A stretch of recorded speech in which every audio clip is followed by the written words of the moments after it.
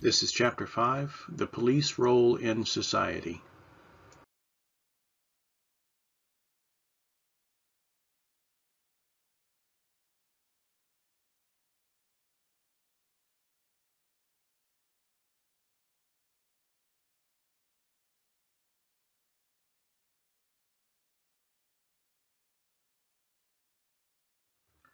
One of the primary themes of this chapter is comparing and contrasting these dual roles that police have in the United States. We expect them to be crime fighters and we expect them to be public servants. And as we'll see throughout the rest of this chapter, those are two very different styles of serving as a police officer and two very different roles. The text points out that these are not mutually exclusive, but the characteristics of each role can come into conflict.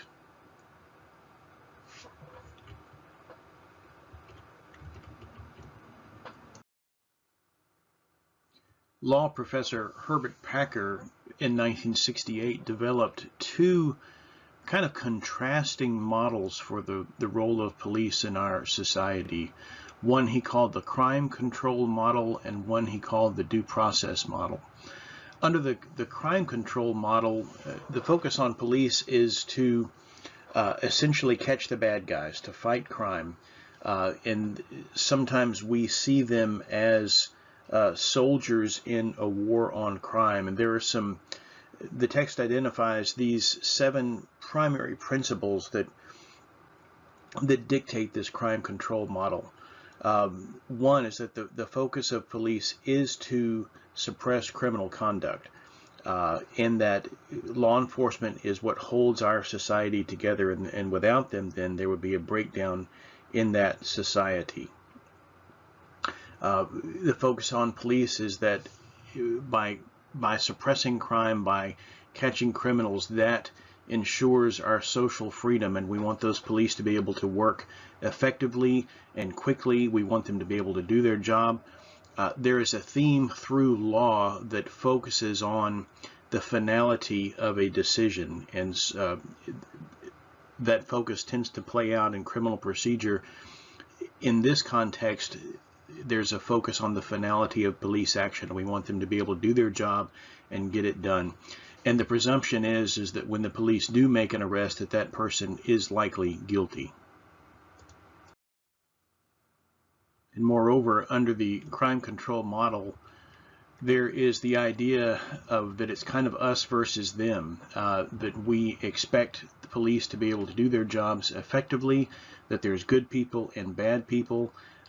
There can be a tendency to justify bad behavior on the part of police officers under the crime control model, because the end is to control crime. The end is to catch criminals. And so focusing too much on the crime control model can lead to police misconduct, can lead to bad arrest and wrongful convictions. Now, to contrast that, the text points out that if we consider police as public servants, then public servants view the citizens they protect and offenders who violate the law more as the same type of person. It's not so much an us versus them, but that police are serving all of the people in society, including criminals, so that yes, they have a job to do to go out and solve crimes and make arrests, but they treat those criminals with a certain set of rights, and that's what we'll look at under the due process model. Now, the due process model focuses on this concept of due process, this idea under our Constitution that everyone in the United States justice system is entitled to rely upon a certain set of rules that governs the conduct of government, and specifically of public servants, and specifically of police officers and law enforcement. And so this due process model then recognizes these principles. One, that there is always the chance that police could get it wrong. There is always the chance that mistakes do happen. So there is not so much emphasis on making an arrest. There is more of an emphasis on making sure that the right process is followed, that suspects are treated fairly, that investigations are conducted appropriately, and that the right result happens. Less emphasis on finality, less emphasis on efficiency, and more respect for the fact that government has to have limits placed upon it. Otherwise, it can tend to become a source of abuse of power. Now, the contrast between the crime control and the due process models is also seen clearly when we look at the different perceptions of police. Do we see them as warriors against crime, or do we see them as guardians of society and of order? There tends to be more emphasis these days on looking at police officers as guardians, but the text notes that this tends to be cyclical, that our country tends to move from one period of seeing police under the warrior model, that there's a war on crime, and then we tend to move away from that, usually at the prompting of certain abuses of police power, and then we move towards wanting the police to act more like guardians of our society and less of a militaristic approach. When we focus more on having the police as guardians of our society, then their focus is not only on preventing crime and solving crime and catching the bad guys, but it's also on protecting our society as a whole, and more of a focus on due process and civil rights. The text also notes that over the last 30 years or so, there has been an increase in what's called the militarization of law enforcement agencies in the United States. The text talks about the development of a large number of SWAT teams, special weapons and tactics teams. Under the 1033 program, the federal government has, over the years, used surplus military equipment to donate to local law enforcement agencies for the purpose of assisting them. And that surplus military equipment can be in the form of car parts and engine parts, Kevlar vests, helmets. For a while, they were using military weapons as well, but that's kind of backed off. Here locally in Texas, we've seen that most visibly in terms of local police agencies using surplus military vehicles, those large high water vehicles, those deuce and a halfs, they call them, the big six-wheeled trucks. Those are donated to local law enforcement under this 1033 program. The criticism of that is that it has created or fortified this warrior mentality that many people are critical of in law enforcement. However, the benefit of that is that those resources can actually help local law enforcement in times of emergency, like hurricanes, floodings, things like that, to be able to get to people and rescue them. And there also is a certain amount of times when local law enforcement do need to use certain military-style tactics in carrying out their missions. Barricaded hostages, serving warrants on dangerous criminals, conducting dangerous raids where they're expecting armed resistance. In those situations, using military tactics and supplies are appropriate. Now, the text cites to studies by Kraska, Balco, and others that point out that less than 10% or so of these engagements by police using SWAT teams and other approaches have, less than 10% of those have involved hostages, barricades, active shooters, things like that. And so the criticism is that the police have become over-militarized and that the need for that is just not there. The response to that is that there is an appropriate time and place for local law enforcement to have military-type training and military-type supplies so that they can effectively carry out the roles that we expect of them. So in looking at the history of policing in this country, like many other things, it has been cyclical in terms of swinging back and forth between more of an enforcement role versus more of a public servant role. police have most often been used at local levels in this country. Remember, the country was founded on a suspicion of having too much power centralized in the federal government. And so federal law enforcement agencies historically were limited. Police really found their rise more at the local level. Of course, throughout the history of our country, local governments have used the power of law enforcement for some very bad purposes, enforcing slavery, mistreatment of immigrants, handling labor disputes in an improper manner, and basically the way that throughout the history of this country, on some occasions, police have treated the poor in our society have all been examples of how local government using police agencies have violated the civil rights. Now, that hasn't always been the case. And our country has gone through numerous periods of kind of an awakening of realizing that abuses by local law enforcement agencies can't be tolerated. And so our country has seen these times where we move back towards improving the role of police in our society, of making sure that they act as professionals, making sure that they are working more in the role of protectors of our society as well. And then the text also talks about, in the 30s and 60s, the idea of red squads of government using local police agencies to harass groups.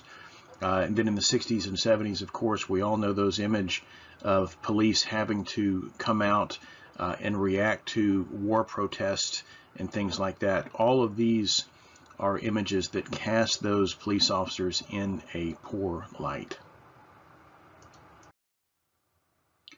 And as our country has developed over the last several hundred years, and the role of police officers in our society has changed and moved from a focus of crime fighter to a focus of community caretaker, the idea of community policing has seen various ages of resurgence in our society. And the idea of community policing is one where law enforcement officers move away from the warrior model, move away from the crime fighter model, and move towards the guardian model, move towards the public servant model, where the focus is on officers developing actual one-on-one relationships and personal relationships with the community they serve.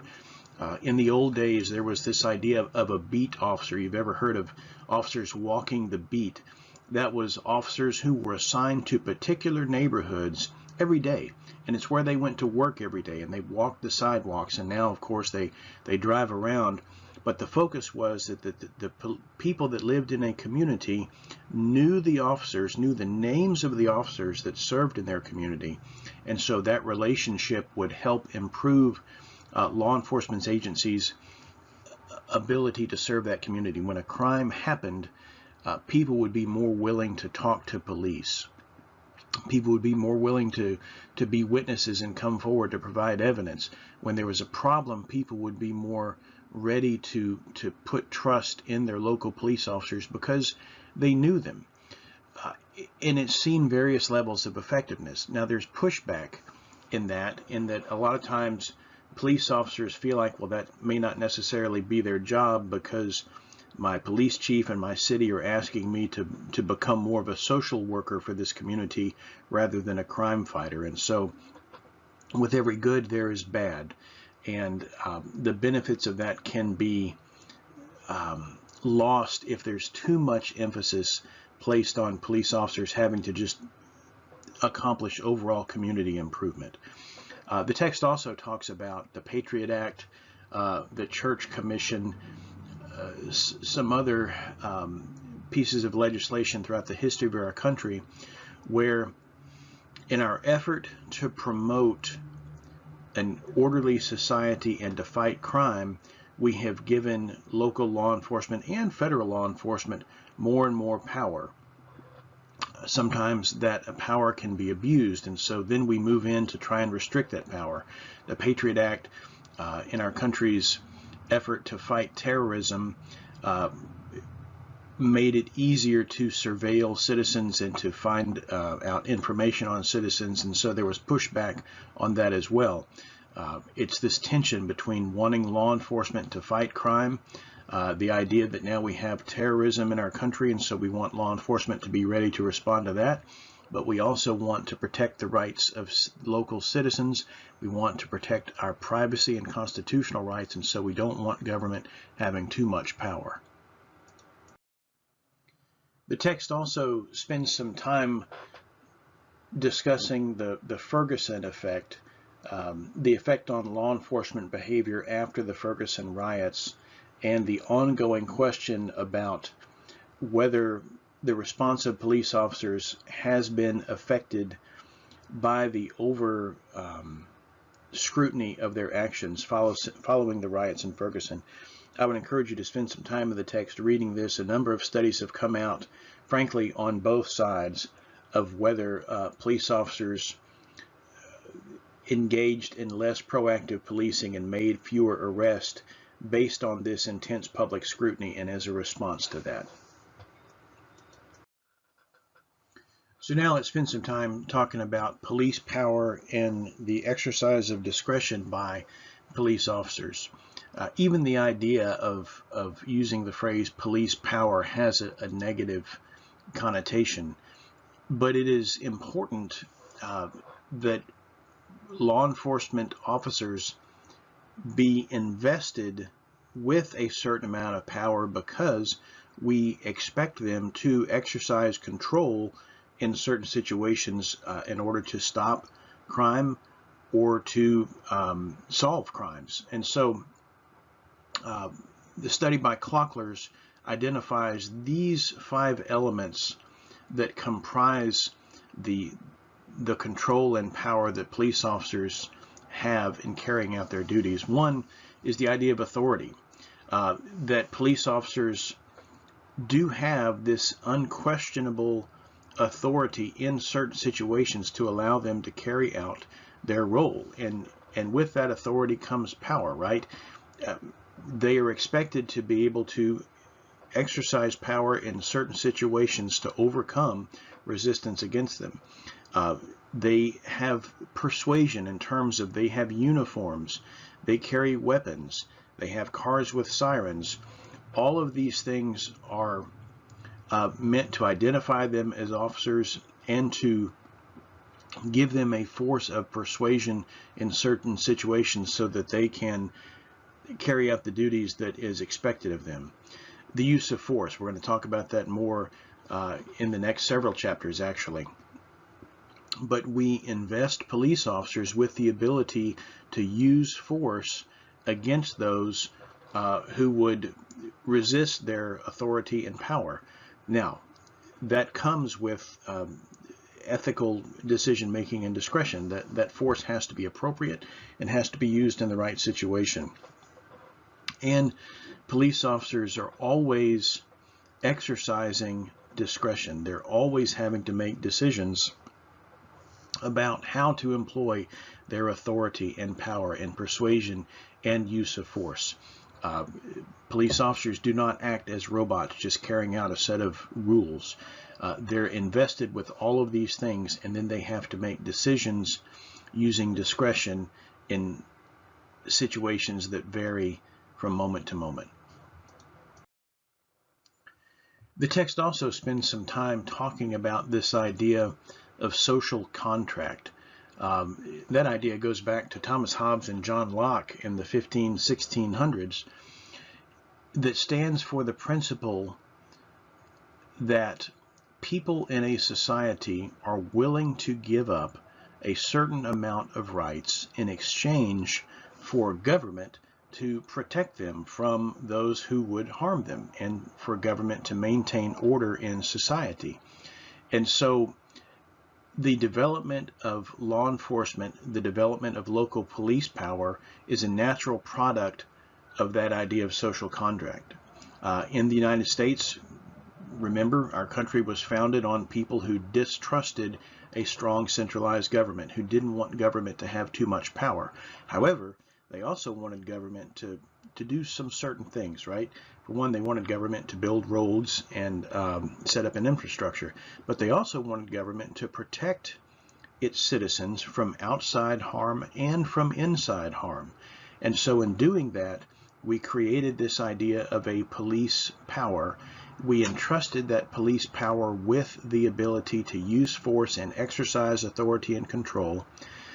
We give up a certain amount of liberties for that purpose, but then we expect that police power to act within the guidelines of our Constitution, of the Bill of Rights, of this idea of due process that we talked about. We expect those police officers to act ethically in those situations in exchange for entrusting them with that power and authority to protect us.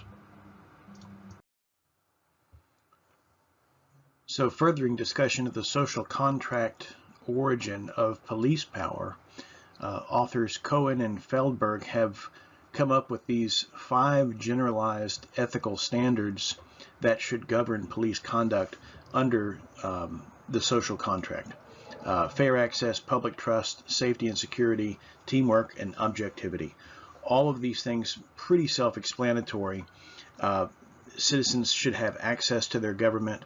There should be an amount of trust that citizens have in the way that government and law enforcement works. In exchange for that, they need to feel safe and secure, both from criminal elements and from law enforcement themselves. They expect to work cooperatively with law enforcement, and this idea of objectivity, in that it's not going to treat people differently based on class, religion, social standing, that kind of thing. The text also cites to Banks as identifying these elements of policing in a democratic society, using the term democratic policing. She was concerned with the idea that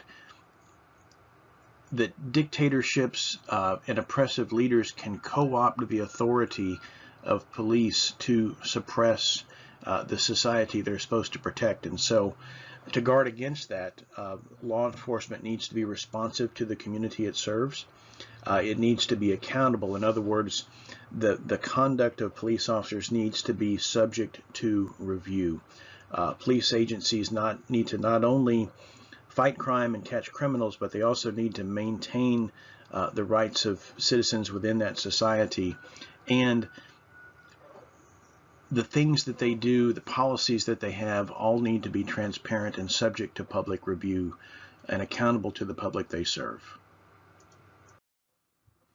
And finally, continuing the discussion in this section, the text focuses on the idea that law enforcement has to have a legitimacy with the society it serves in order to effectively do its job. Basically, it stands for the idea that the public has to trust police to follow the law, to do what is right, to be accountable, to be under the authority of a higher government in order to cooperate with them. So if a community doesn't trust its local law enforcement officers, it's not going to share information with them to help solve crimes. It's not going to be willing to call upon police to resolve problems. It may end up taking its local problems into its own hands. And it simply is just going to push back against the exercise of authority at numerous places when it comes to police officer and citizen contact. And so the text focuses on this idea that law enforcement has to maintain the public trust in order to do its job well. The text also points out that in recent years there has been an increased focus on training police officers not only in use of force, but in how to de-escalate conflict situations. Also, lots of training recently on the whole idea of bias. And the concept of bias is not just explicit bias in terms of prejudice, but this idea of implicit bias versus explicit. Implicit bias meaning biases that exist in individuals that they're not even aware of towards certain cultures, races, social standing, that kind of thing. And so there's been an increase in police training on all of these things to try and improve the standing of law enforcement with the local community so that the legitimacy of that police agency is not questioned, but instead trusted by the people with whom they are charged with serving.